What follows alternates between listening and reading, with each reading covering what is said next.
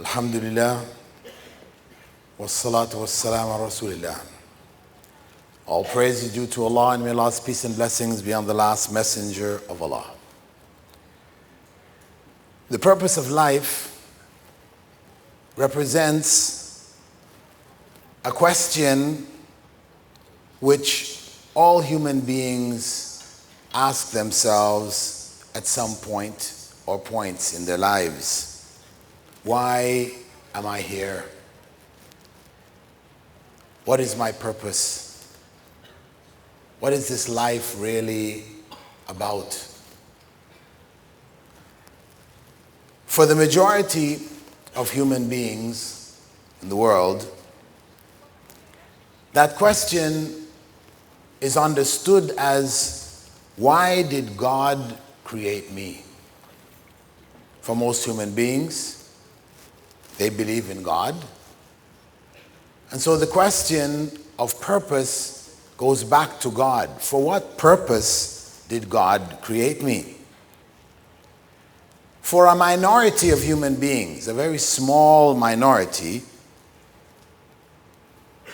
they look at this whole question as a pointless question, because our existence, in their estimation, is the product of a cosmic accident.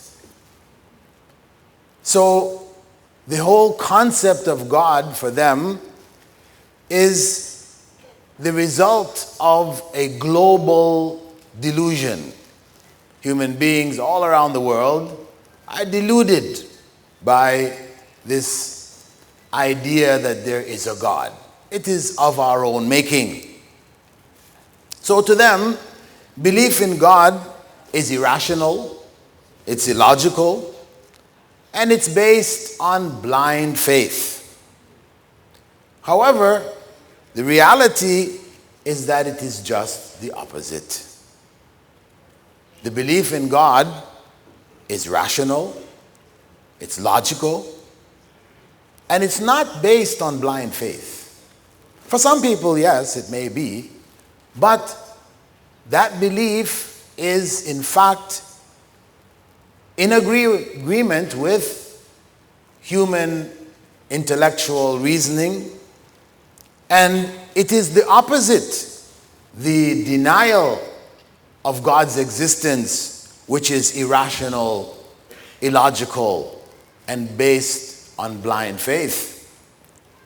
Because the founders of logic, or we could say the first civilization that was known to codify logical arguments, was the Greek civilization. They laid out principles of reasoning. If A equals B and B equals C, then A must equal C. Human beings, of course, had been using this anyway, naturally, but the Greeks went and codified it, wrote down all the principles. Well, the leading thinkers, the leading minds of Greece, Plato and Aristotle, they argued using these same logical principles why there must be a God. So if it was so irrational and so illogical, what happened? The reality is that Plato argued that there must be a God because design indicates a designer. Where things are formed in a particular pattern, etc., this indicates that this was something deliberate. It is not accidental. Yes, sometimes accidents do produce what looks like a form. If you take a bucket of paint and you throw it on the wall, it splatters on the wall. It might look like a hand. You can say, that sort of looks like a hand. Or that looks like a head. That looks like Muhammad. Something like that, vaguely. But now, if you were to take The primary colors, red, blue, yellow, pour it into a bucket with a little bit of white, a little bit of black, and then throw it on the wall and come up with a Mona Lisa. What do you think about the chances of that one happening? Well, according to these logical, rational atheists, it's possible. If you do it enough times, you have enough paint, enough walls, yeah, one of the times you could come up with a Mona Lisa. We say, this is illogical. This is unreasonable. Common sense tells us no way. Not possible. Or the other way of looking at things, since science now agrees that we came from the Big Bang, everything happened, right? This huge cosmic accident of the earth with human beings living on it, plants, animals, everything, was a result of the Big Bang. We say, okay, Big Bang. What if we dropped atomic bombs in a junkyard, you know? You got a junkyard with all bits and pieces of cars there, and you drop atomic bombs in there.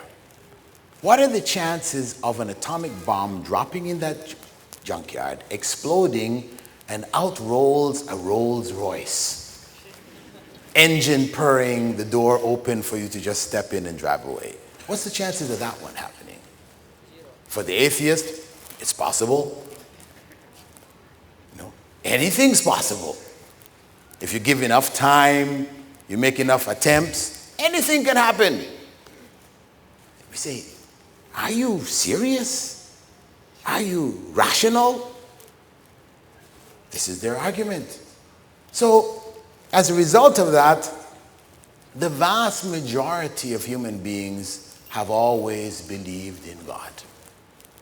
Because that fringe group, which denies God's existence, is based on irrationality. Reason and intelligence points to the existence of God, but they deny what is obvious before them, trying to ascribe to accident that which could never happen as an accident. Aristotle, on the other hand, his argument could be summed up in the domino theory. If you lined up dominoes, and I'm sure you've seen programs on TV, whatever, where they push the dominoes and they go around and they knock things over and they form patterns and, huge, whole places like this laid out with one domino pushed at one end, and it does all this beautiful work till it comes to the end. So Aristotle was saying basically that if we didn't have somebody to push the first domino, nothing would have happened. All that you saw, all this one knocking the other one, would never take place. If all you had were dominoes, nothing would take place. Now, if you understand one domino knocking over another domino as being the cause for the falling of that domino, the first domino at the end depends on the domino before it to fall, and the one before it to fall, and so on and so on and so forth. So if you say, as atheists will say, the world has no beginning, matter is eternal, there is no beginning to that process, then how are we here? How did we get here? Because if you don't have a beginning point wherein that beginning action is not from the dominoes, then there's no reason for us to be here. There has to be someone, some force, some being that causes the first domino to fall, who cannot be a domino. Because if he was a domino, then he would need somebody else. another domino, who would need another domino, who would need another domino. And if we never find someone who wasn't a domino, then the whole process would never begin. That's how Aristotle argued. You cannot go back infinitely in time. There must be a beginning point. Our existence here and now is proof that there was a beginning. So, these great minds from Greek culture, as we said, argued for the existence of God. And what they argued was what human beings throughout the world have agreed on. It's not a mass delusion. It is a delusion on the part of a small number of people who claim there is no God. In fact, in 1997, neuroscientists at the University of California at San Diego, they found dedicated neural machinery in the temporal lobes of the brain, that is in the frontal lobes, which were, when stimulated, causing mystical, spiritual experiences in the part of epileptics. And when they analyzed people who were highly religious, very much into their religious faith, etc., they found the similar areas stimulated. So they concluded from that the human brain was hot-wired for belief in God. And these were non-Muslims, non-Christians. They were just plain scientists analyzing data. So we can move on when looking for purpose to life to the creator of this life. Did he have a purpose for human beings, creating human beings, or not? If he had a purpose, did he reveal that purpose to human beings? We have a body of human beings who have accepted, yes, there has to be a God. A lot of people who were belonging to religions at one point in time, but after seeing some of the behavior or irrational practices of some of the religions, they left these religions, but they still retained the belief in God. But they concluded religion must be man-made. God created the world and left it to run on its own. These are called deists. Most Christians today fall into this category.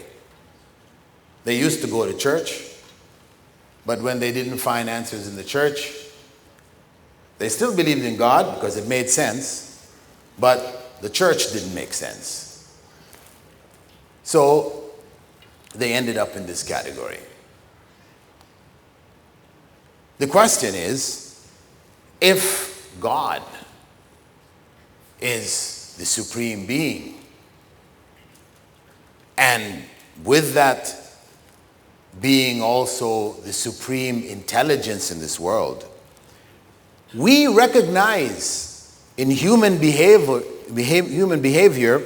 that purposeful action is a natural product of human intelligence. When we see people doing things without purpose, you ask them, somebody builds a machine, very fancy looking thing with pulleys and wheels turning and smoke coming out of one end and everything. You ask him, what's the purpose of this machine? He says, no, has no purpose.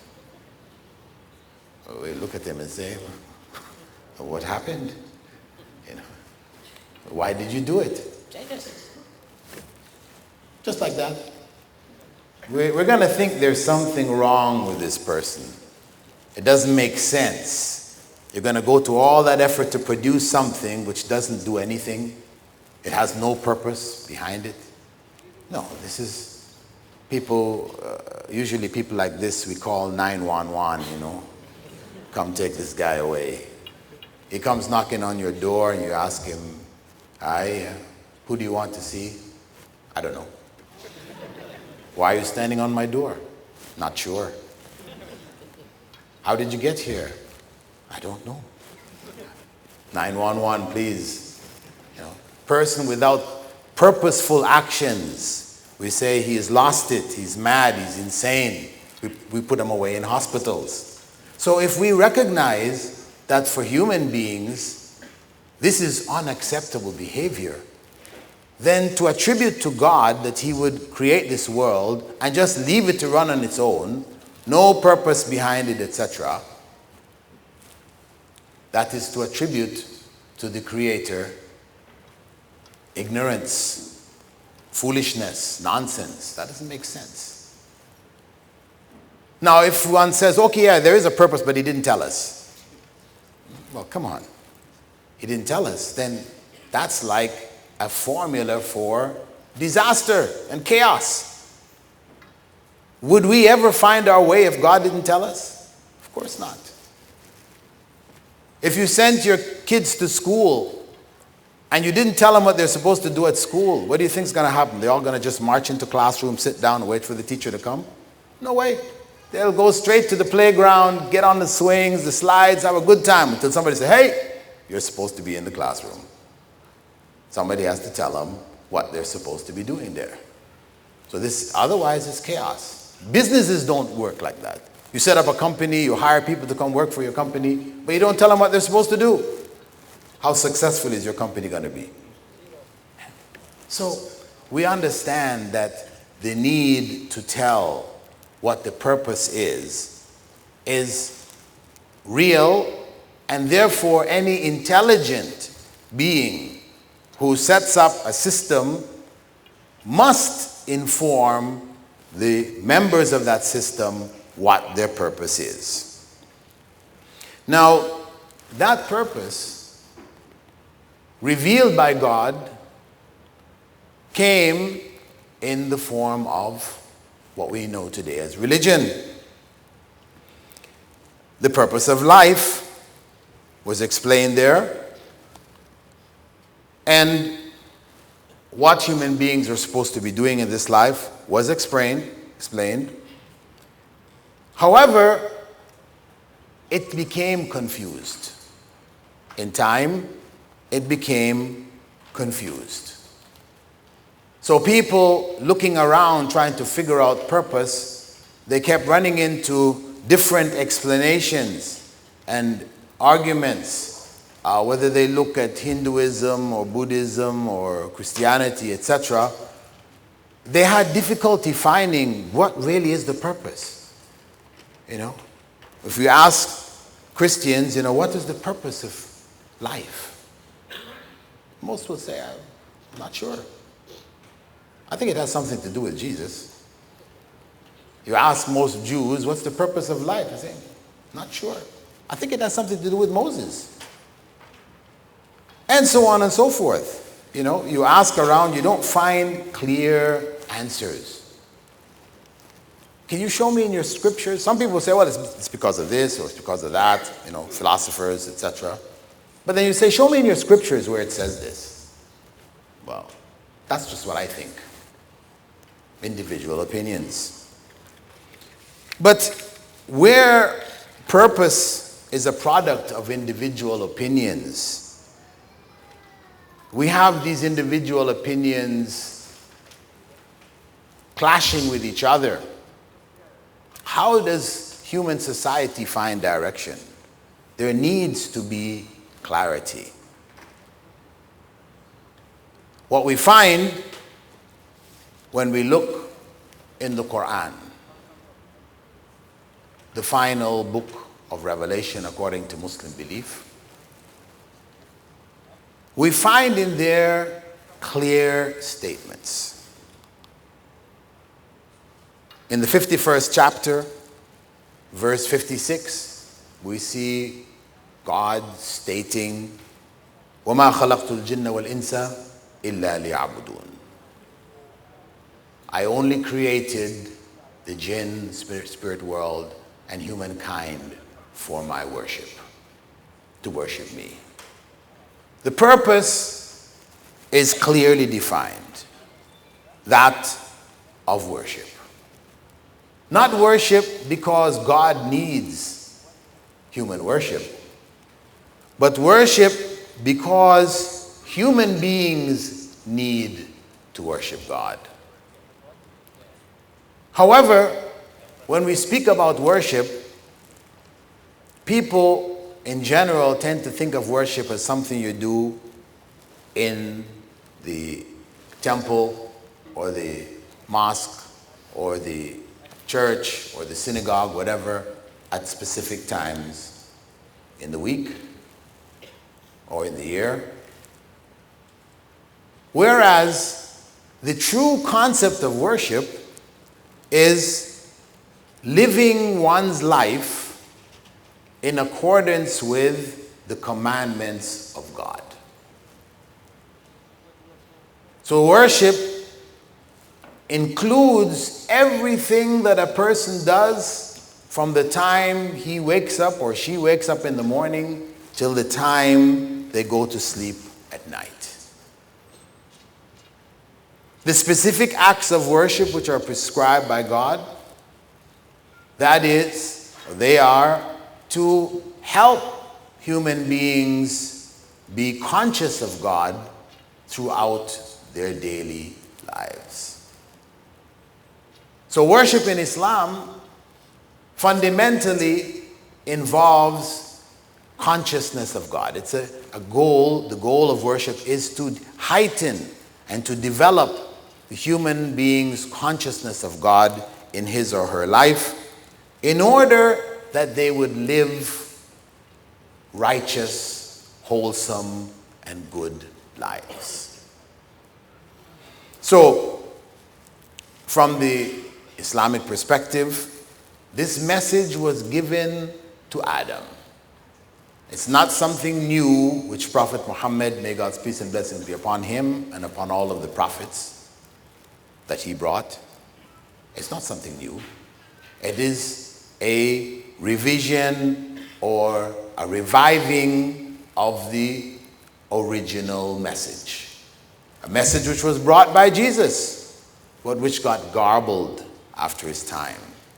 A message which was brought by Moses, but which was also garbled after his time. And so on and so forth, all the way back to Adam, the first human being and the first prophet of God. And prophets were sent, according to the Quran, to all nations and tribes. It's not just those which were mentioned in the Bible, mentioned in the Quran, but beyond them, to all nations and tribes, because the need for that knowledge is everywhere. So, the religion which helps human beings fulfill their purpose is naturally one religion. As human beings are one human race, all of these divisions that people have made up, ethnical, Caucasian, Mongoloid, Negroid, this is all nonsense. We are one human race. We may be in different colors, different heights, shapes, etc. But like cats, you can find little cats, you find big cats, furry cats, short-hair cats, but they're all cats. So similarly, human beings are one. In this world, which is one world, with one God. And the way of life which God wants from human beings is also one. He didn't give one set of human beings one religion and give another set another religion which says do this, another one says do that, and one here and there. No, this is human corruption. That purpose of worshiping God of living lives wherein one is conscious of God is needed by all human beings, everywhere, not just by a particular group. He favored over other groups, gave it to some and didn't give it to others. No, it's given to all of humankind. Of course, in fulfilling that purpose of worship, the most essential principle is that God, the Creator, is the only one who deserves to be worshipped, because He is the only Creator. So worship should be directed to Him alone. Consequently, the greatest possible sin that a human being can commit is to worship others besides God or along with God, thinking they are God, whether they're people or animals or whatever, statues, stones, trees, planets. This is the greatest sin that a human being can commit. It's the one sin which God will not forgive if a person dies having not repented from it. This is as stated in the Quran. Furthermore, this life, with regards to our purpose, the life that human beings are created in, is a life of tests. This is something we all experience. We're all challenged at different points in our day, our week, our year, throughout our lives. We're challenged.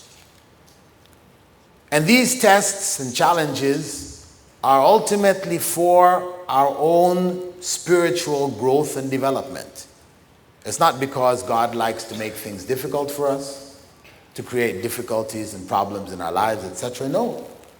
It is there for our spiritual development, because our development is dependent on choices.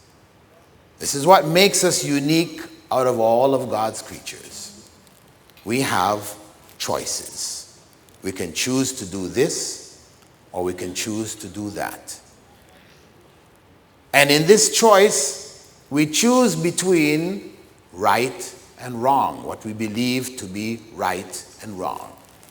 In the animal kingdom, they don't make these kind of choices.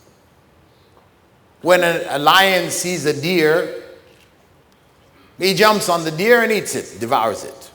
The fact that the deer might have little baby deers that it's looking after, he's not going to stop and think,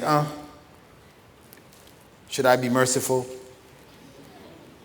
No, he's hungry, he eats.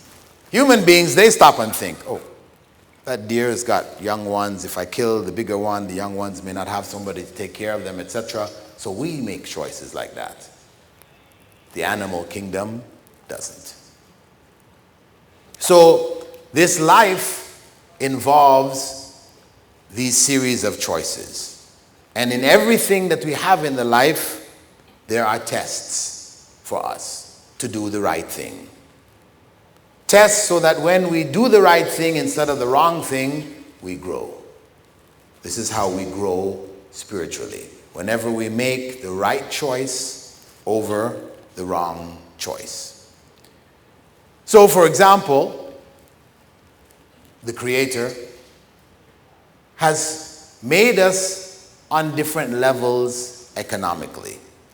Some have more than others. It is a test for both those who have more as well as those who have less. Those who have more are challenged. Should I share what I have with those who have less or who don't have? Or should I just go for myself? I make an excuse, well, the reason why I have is because I worked hard and they didn't. It's their fault. If I give them, it'll only make them lazy. we find all these excuses why not to give, why not to share.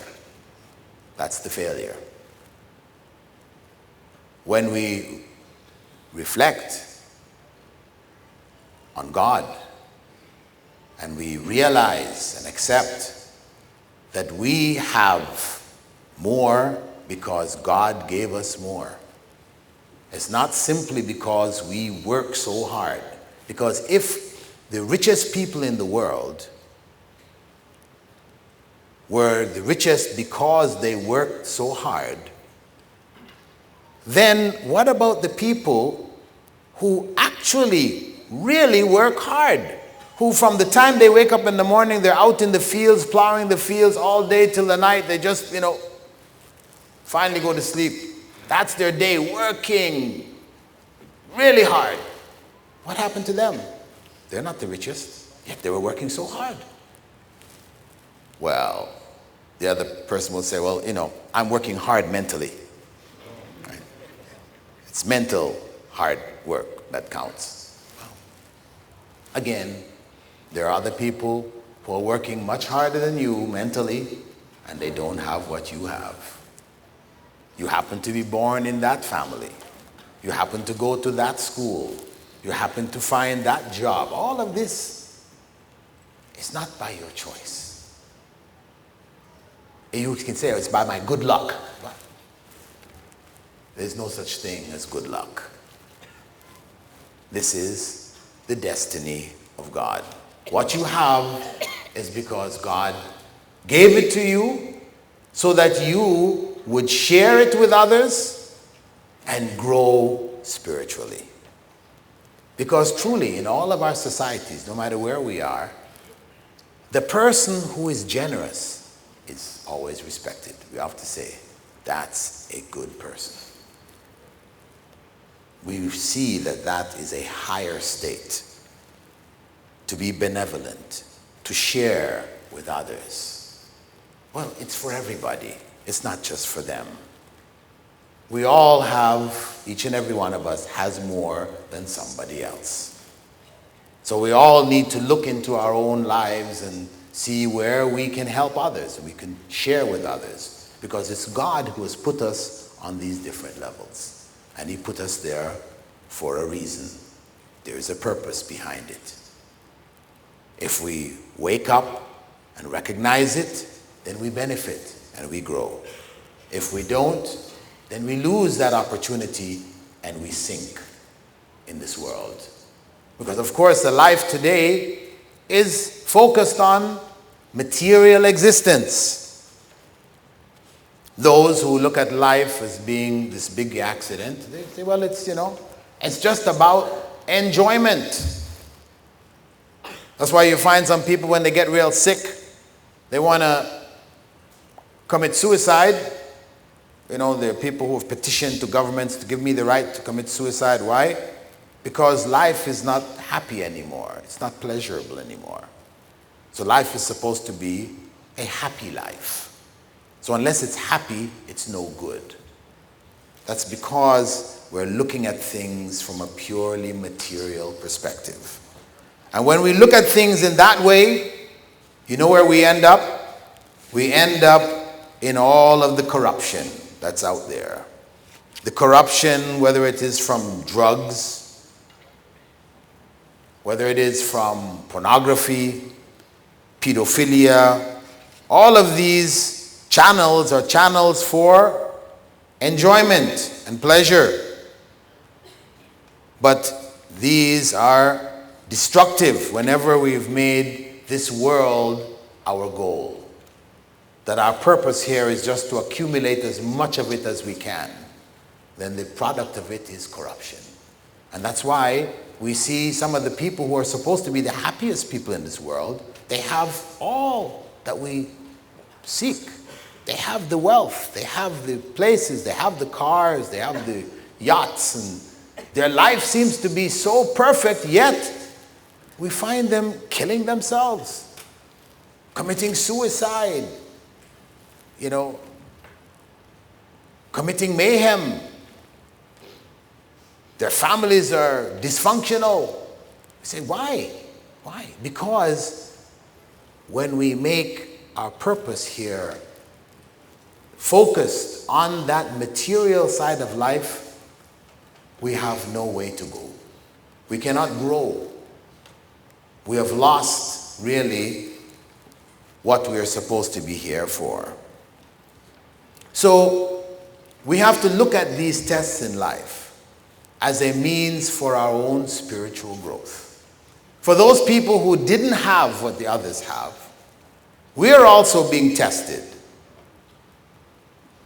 Should we band together and take away the wealth from the wealthy? Communism, right? The workers. We are the workforce. Those bourgeoisie who are living that comfortable life, they don't deserve it because they didn't work like we did. So therefore, we need to take over society and share this wealth equally. So, how many atrocities are committed in the name of communism? How many people did Stalin wipe out? Millions. Mao Zedong wiped out cultural revolution. So, what is required of those who have less is that they be patient. They be patient. This is God's destiny in their lives. If they're patient with less, accept it. Having tried to get more, there's no harm in trying to get some more, but not that you become crazy with trying to get that more. So you end up stealing, cheating, and all the other negative things that come with it. No. You're patient after you've made legitimate efforts. That this is what is best for you. You're patient with it. Then you have grown. Because we grow in generosity and we grow in patience. And societies in general, again, they respect those people who are patient. They have control over themselves. And that's why the Prophet, may God's peace and blessing be upon him, Muhammad, had said, don't look at those who have more than you, those above you. Instead, look to those below you, because it is better to remind you of God's favor in your own life. Because there's always somebody below. You're always better off than somebody else. Yes, theoretically, there's somebody who is at the very bottom, who there's nobody worse off than him, but where is he? Or where is she? All of us can look at somebody else and say, they're worse off than us. That's how life is. So, we use these circumstances to grow in. And we find in our lives, besides the tests of how products or commodities or possessions of this life have been distributed, we also find in our lives calamities. Calamities which strike from time to time. For those people who don't worship God normally, this is the time when they start worshiping God sincerely. This is why in Islam, worship is something one does throughout one's life, 5 times a day. Some people look at it and say, that's a lot. 5 times. I'm busy. Life is busy. How do you get time to go pray 5 times in one day? Once a week is not enough. Or shouldn't you pray when you really feel into it, when your heart feels like God? Rather than praying it in this regimented way, morning, midday, afternoon, sunset, night. But the point is that if it's left up to us, and how we feel, we may not feel God today, so we don't pray. This week, this month, this year, years will go by when we don't have that feeling, so we never pray. But when do we pray? When the calamity strikes. then we're, oh God, oh God. Well, what is the value of that prayer when one turns to God in the time of calamity? Of very little value. If one has not been turning to God on a regular basis continually, then it has lost its meaning. Even the person who says there's no God at all. Like those people, for example, who were on top of the World Trade Center when the plane hit. And the first tower starts to go down. There are people there who said there's no God. But guess what? When that happened, you think they just said, tough luck? Oh, they were screaming, oh God, oh God, oh God. Louder than the people who even believe in God. Because there's no way out. What else to do? Let me try that. Maybe there is. You know? So the point is that when these calamities strike, one needs to be patient. That patience which one learns and develops because of the differences that God has created in our general lives, that helps us through the trials at the time when they come. And that's why the prophet, may God's peace and blessing be upon him, had said that the affair of the true believer is amazing. Whenever good comes to him or her in life, they are thankful, they're grateful to God,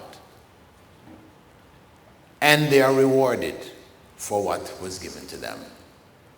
And whenever bad times come, what they perceive as bad times, they're patient with it, and God rewards them for that also.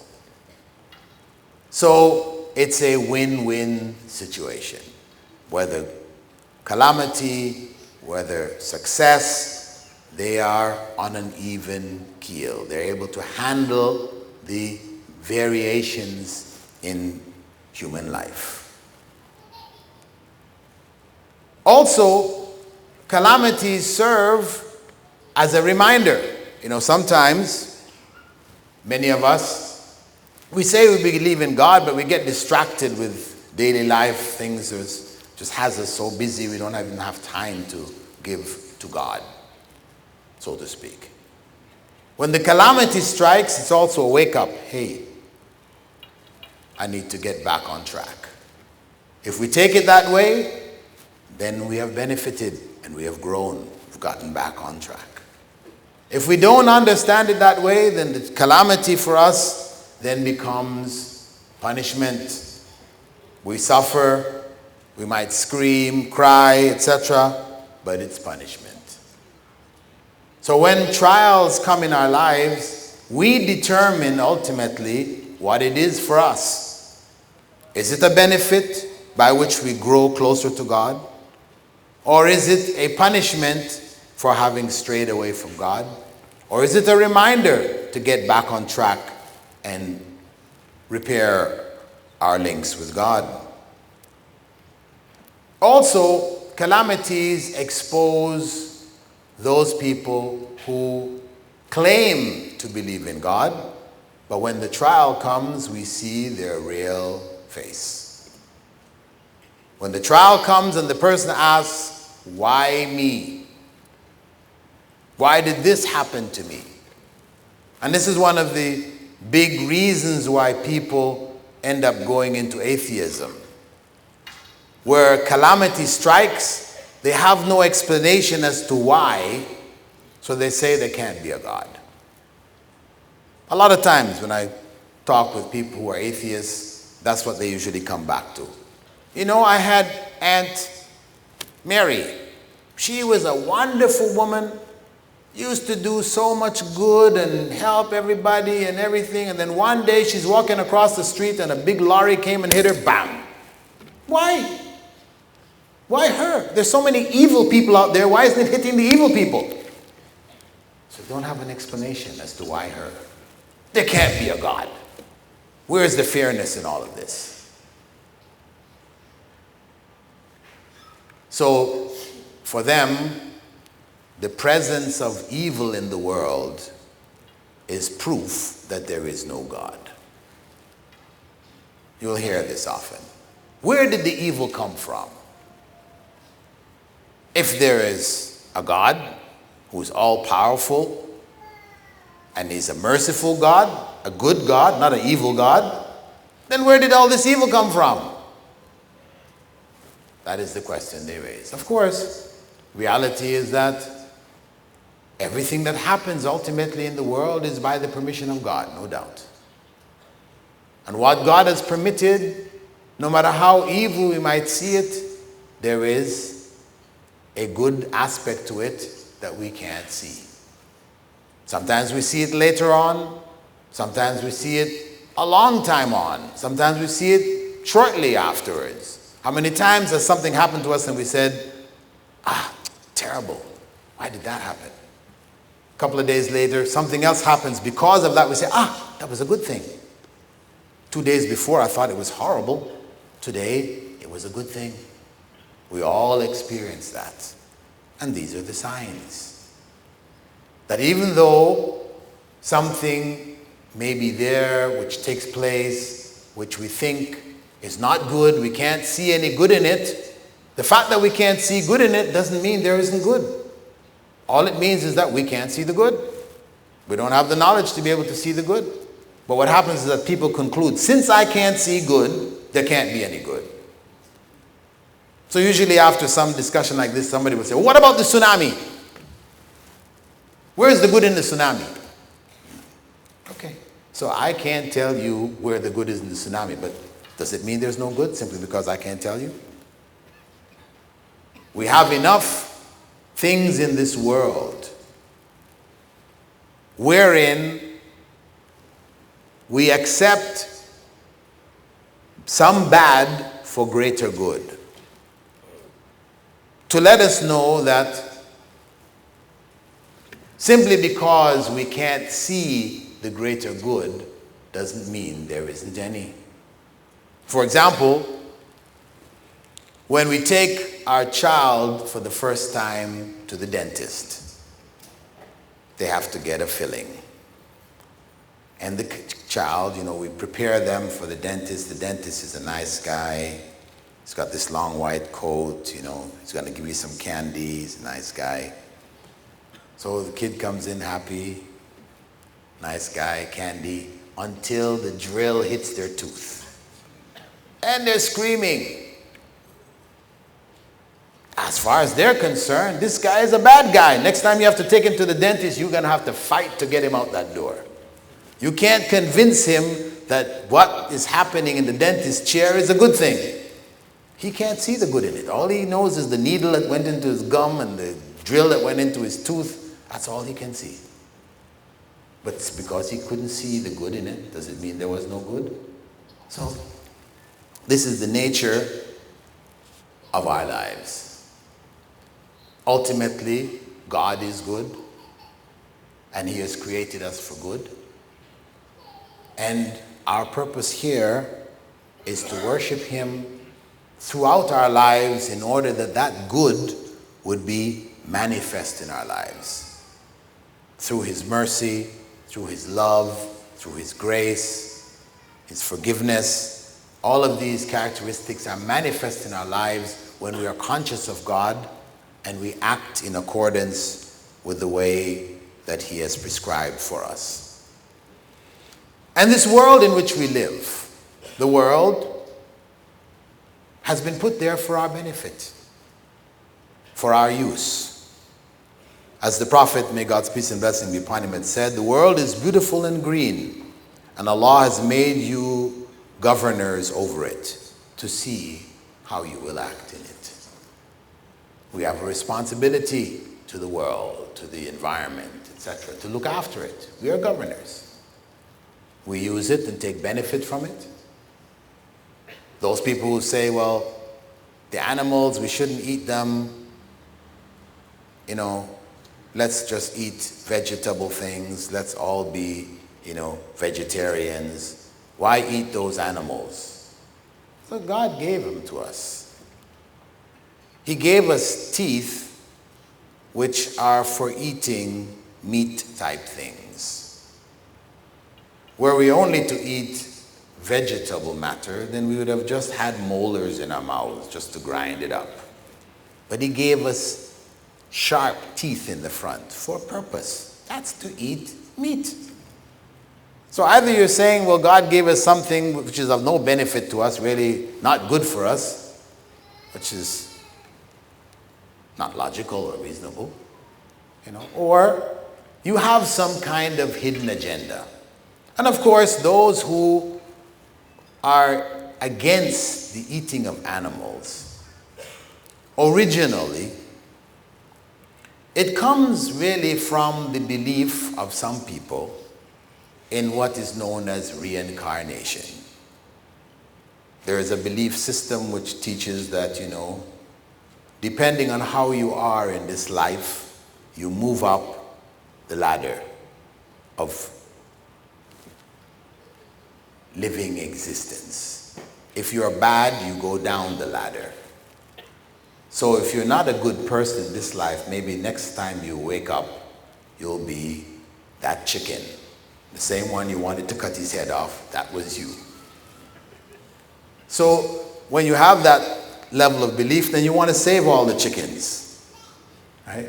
So that's the hidden agenda behind that system of belief. But reality is that God has made us and given us these creatures to utilize, not to abuse, not to go out and hunt for sport so we can cut their heads off and stick them on the walls and things like this. No. We take the life of animals with purpose, not sport. Because we need to eat, we need to clothe ourselves, make shoes, whatever. We take their lives. That is the way that God would have us do it. And even the animals have rights with regards to looking after them. The vegetable matter that we live in, the animals themselves are to be taken care of. And when Muslims slaughter animals, it is not a celebration of bloodletting. Some people think because Muslims cut the necks of the animals, that they just love to see blood flow, These Muslims are bloodthirsty individuals, right? I remember some years back in New York, there was this front page news where some people had, they had a neighbor who was a Muslim, and he used to go to the marketplace and buy a chicken, bring it home, and then cut the neck of the chicken in the kitchen and cook it up and eat it. And the people, his neighbors, they would see him every day come and do this. They wanted to stop him, So they called the SPCA, Society for Prevention of Cruelty to Animals.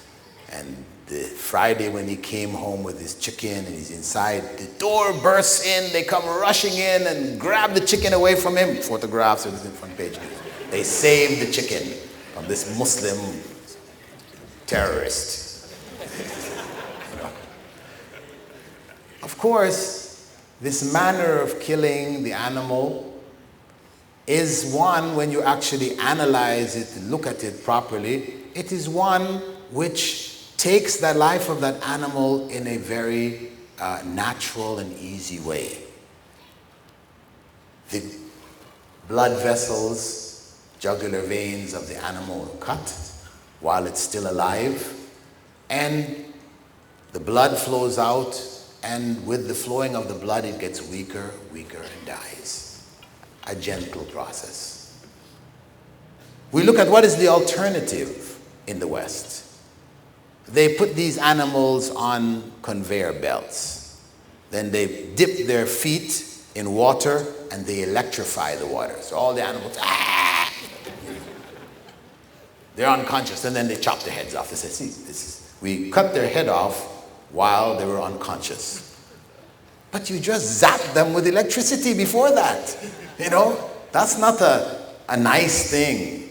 We've all been shocked at some time, you know what that feels like.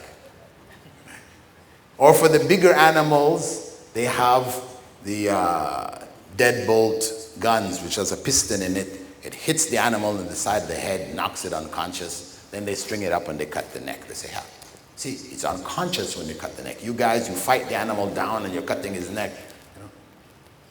But the point is that getting that blow on the side of your head is like somebody taking a cricket bat and whacking you on the side of your head. Is that a pleasant experience? Definitely not. You have put a huge amount of pain on that animal, and after he's gone unconscious because of the pain, you cut his neck. You said you're doing it in a nice way? No, it's not a nice way. The nice way is the way that Muslims do it.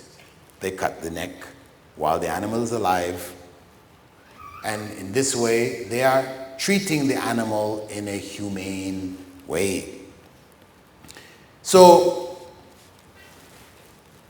there is guidance in all walks of life found in Islam. Islam, where the purpose of human existence is clearly defined.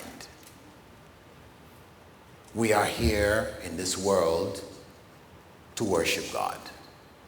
Not because He needs our worship, but because we need to worship Him. So that the potential character, moral, spiritual, emotional character of the human being is realized. The higher qualities that we have are brought out.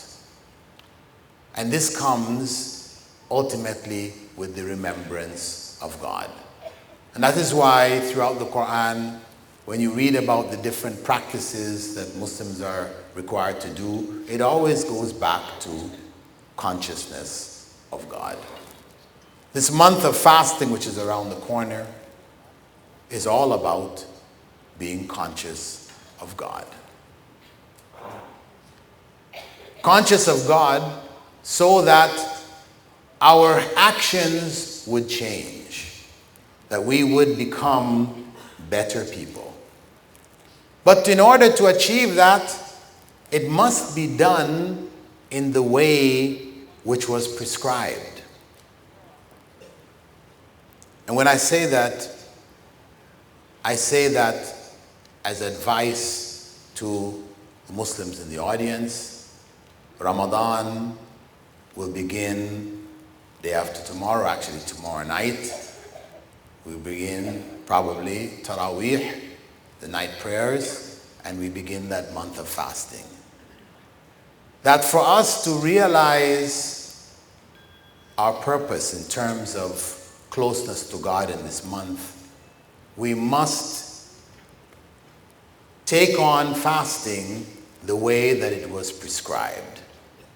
Not the way that it has become traditionally for us, where fasting is shifted now into feasting. Fasting, feasting, they both begin with F, but they're two different species, right? Fasting is fasting, feasting is something else. So we need to go back to the way of the Prophet, where we begin our fast by a very light meal. Suhoor is not a 3-course meal.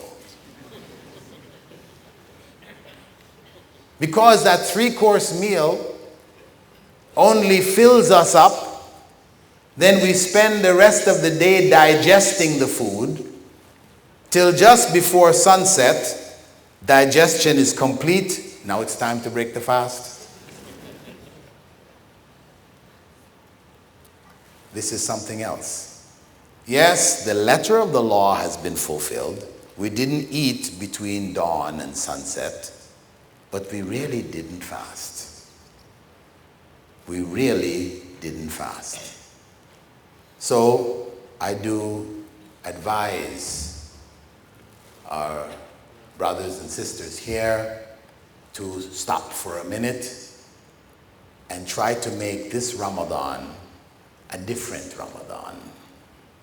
One in which we are fasting, truly.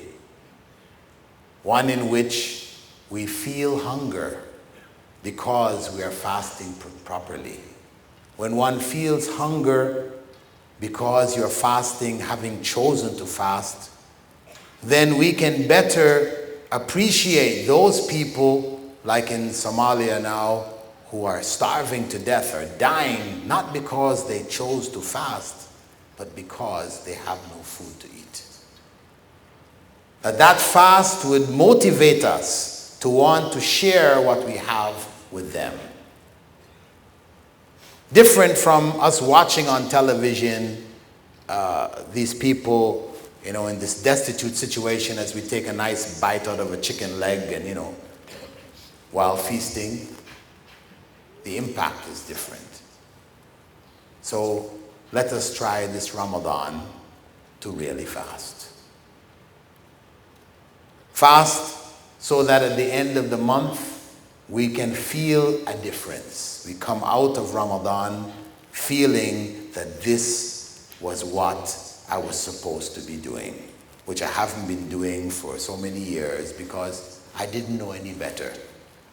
Everybody else around me was feasting, and I just joined in the feast. So, concluding with our sense of purpose. This sense of purpose has to pervade every aspect of our lives, whether it is in the workplace, with our neighbors, with our families, with ourselves, between ourselves and God. We should have a sense of purpose. Know why we are here. Know what our responsibility is to those around us. For Muslims, we have a responsibility not only to fulfill the commandments of God in our lives, and this is the requirement on all those who receive the messages from God through the prophets of God down through the ages, but also to share that message with those around us. We live in a plural society where there may be many non-Muslims with whom we work, who are our neighbors, etc. We do have a responsibility to share that message with them. Not to push it down their throats, not to convert them, but to share the message with them, to let them know what it really is. Because there's so much in the media which has distorted the image of Islam, as we saw in the beginning before the lecture, how people in different parts of the world considered Islam to be a terrorist religion. Terrorism and Islam have become synonymous. So much so that the recent bombing there in Norway, the first thing that came out in the news was Muslim terrorists. Then everybody, oops, it was a fundamental Christian. But even when it became a fundamental Christian, everybody knew it. He was never called, and is never called, a Christian terrorist. Isn't that funny? Whenever a Muslim does it, it's a Muslim terrorist. Not a Muslim who has committed a terroristic act, but he is a Muslim terrorist.